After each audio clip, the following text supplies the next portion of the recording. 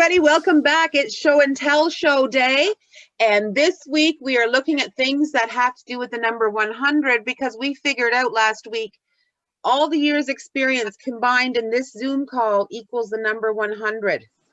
So I thought we got to do something for the number 100, so we threw out that challenge, and we'll go first. Genevieve, what do we have to show our friends Jan and Nicole over at Daniel? Okay, so Huronia Museum, I have to say, is really, really lucky to have been made the repository of well over 300 legal files from the office of Frederick William Grant, who was an early 20th century lawyer from Midland. He seemed to specialize in, even relish, business law, so he represented a lot of the bigwigs in town like James Playfair, David Shear Pratt, Douglas Leland White, W.E. Preston, on and on. So during this time off, while I've been working at home, I've been working on improving the entries for all of these files in the museum's database, and I've found a lot of really interesting things. Now, I have to say that a lot of these files, documents in general, I'm apologizing, are not very visually exciting, not like a lot of the other artifacts that we pulled out so far this for the show and tell. But although, like, who wants to look at a writ of summons? It's not a very exciting exhibit artifact, but what is interesting and exciting is the contents of these documents. And so the first thing I'm going to talk about is this right here. This is, you can see the letterhead at the top, especially right here. I guess it's backwards for you, sorry about that. Maybe. No, anyway, it's good. This is, okay, was it good? Well, Manly Chew, who was a lumberman, came from a family of lumbermen. He had a factory in Penetanguishene where they manufactured 10-test fiberboard. Now, on this little symbol here at the top, it says that it was patented in 1921. And while I was doing a little research on fiberboard, I discovered that it's much earlier than that. So I wondered exactly what it was that was patented in 1921 and whether Manly Chew himself filed an application for patent or whether he purchased it from the original inventor. Well, it turns out there's a lot of patents information available online, and I found reference to the application that he had filed for a patent for the improved manufacture of fiberboards, and it was filed by Manly Chew himself, so not someone, the inventor, whoever that was. But anyway, what he simply did was you add a binder to the chip waste while all of these chips were being sort of ground into smaller fibers.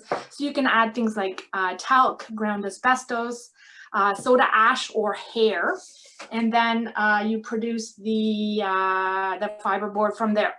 What I don't know is anything about the factory, and that's what I'd like to learn more about. So if anyone here is watching, get your pen and paper out. You can take notes and get your deer stalker on and start doing some research or some sleuthing around. So I don't know where the factory was in Penetanguishene, but you can help me to answer these questions. Another interesting thing I found out is these, this is a proviso, not everything is 100 years old, but a lot of these documents are 100 or so. So a little less than 100 years ago, there was a Durabuilt spark plug factory in Midland.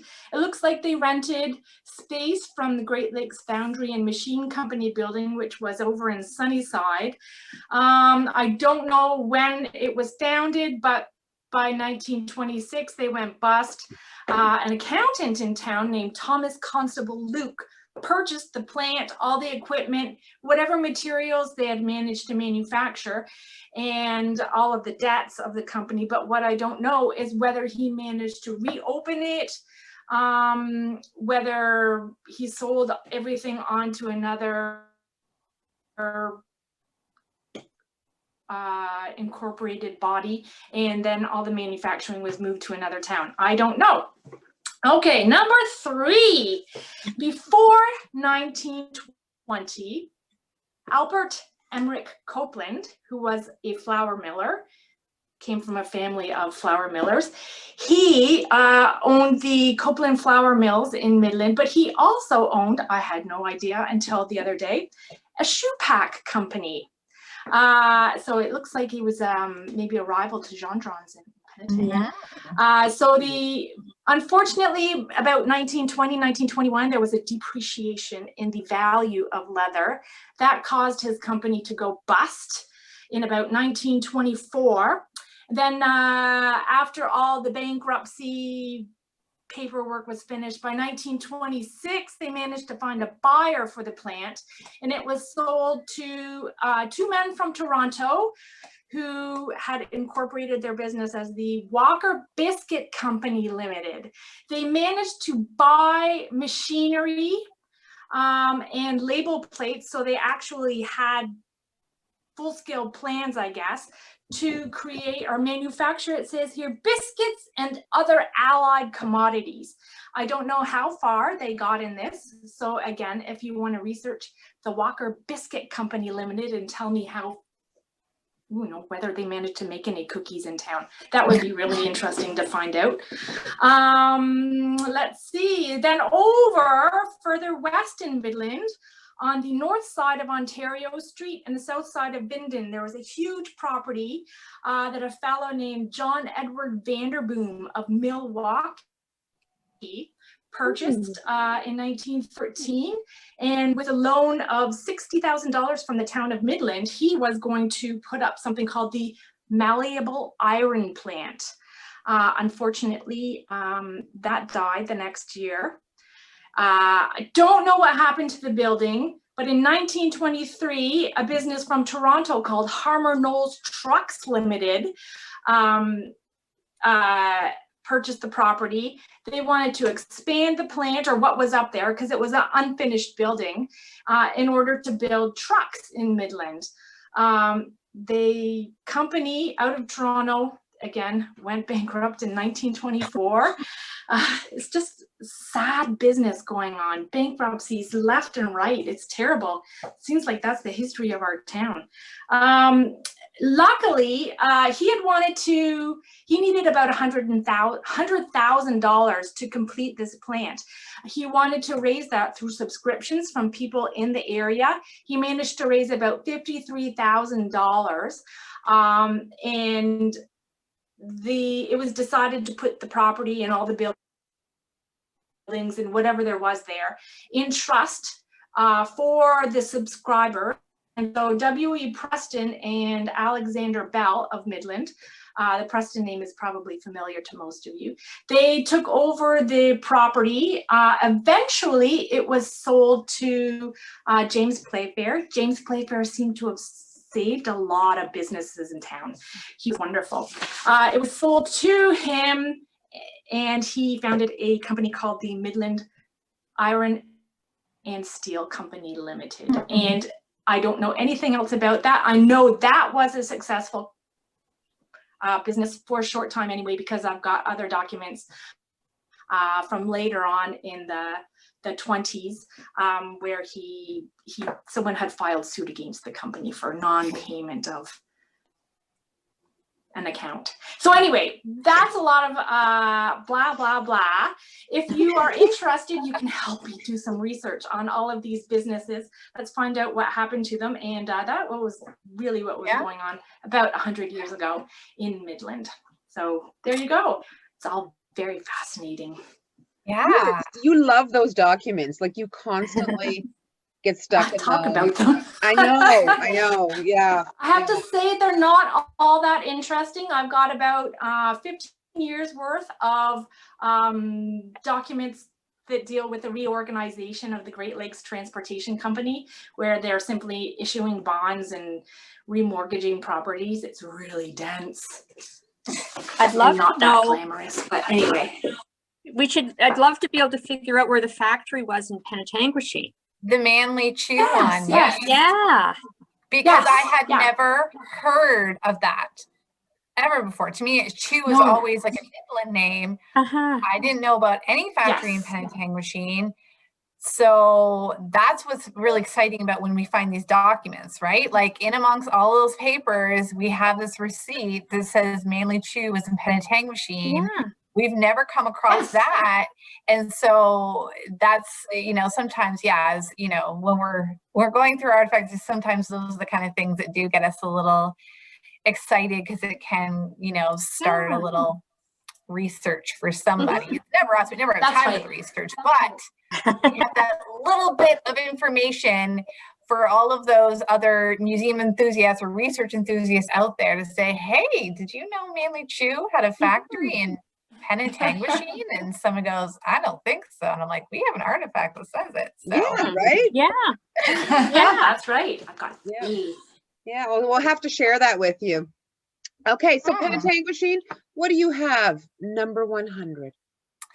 Well, when you said 100, because we're the Penetanguishene Centennial Museum, centennial was a word that instantly popped up in my mind just because it is in the name of our museum. So Jan, if you want to take it away with what we found.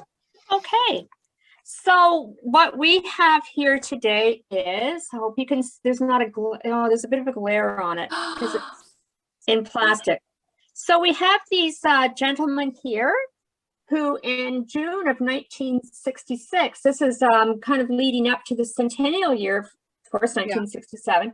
And so these gentlemen named themselves the Tender Lad Association. And they dressed themselves up in historical costumes of a cour de bois, soldiers, a priest, and an English nobleman. And what they did was they walked from Toronto back to Penetanguishene. So from left to right, we have Lawrence Hamlin, Leo Valle, Gary Lauren, Danny Latisseur, and Jim Ducat. This photo was taken in Elmvale in the last stretch of their walk. Wow. So the whole purpose of their walk was to meet up with Premier John Robarts at the time. And he gave them a centennial flag and a message to bring back to the town of Penetanguishene. And at the time, Premier Robarts told them it was the first flag to be handed out by the province. So the next day, the men started walking back to Penetanguishene, and they chose the route of the 400 highway and 27. They slept under the stars at night and arrived a few days later back in town here on June the 17th, 1966. And there was a very special presentation that took place once they arrived here, and they handed over the flag and the message to the Centennial Committee, which was headed up by Doug Dubow. So at the ceremony, the young men were given really special awards for their efforts. Of course, they slept out, you know, they slept rough for a few nights. And I don't think you'd want to do that now, walk up the 400 and just go into the, you know, off into the bush and sleep for the night.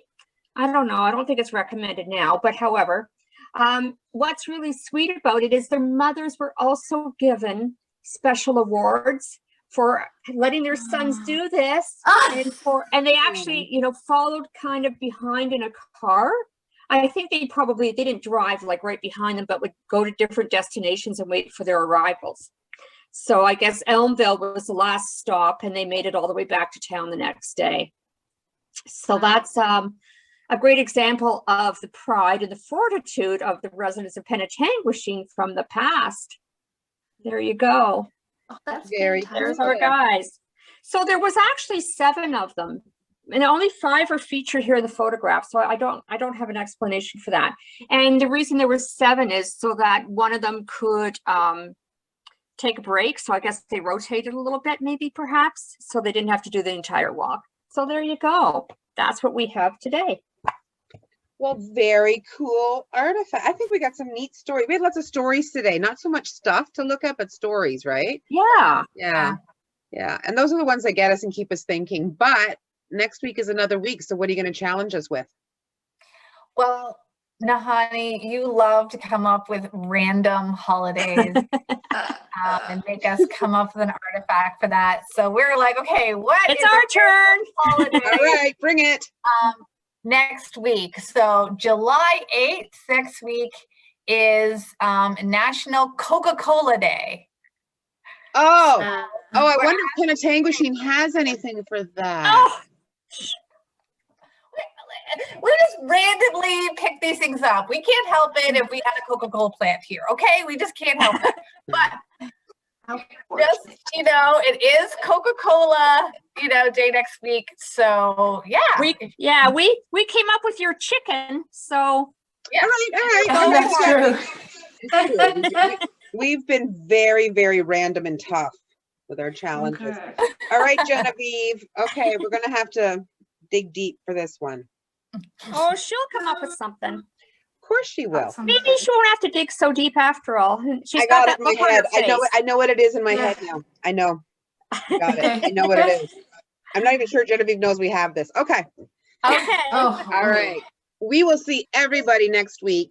Same time, same channel for our Coca-Cola challenge here on the Show and Tell Show. Have a great week, everybody. Bye. Bye. Bye.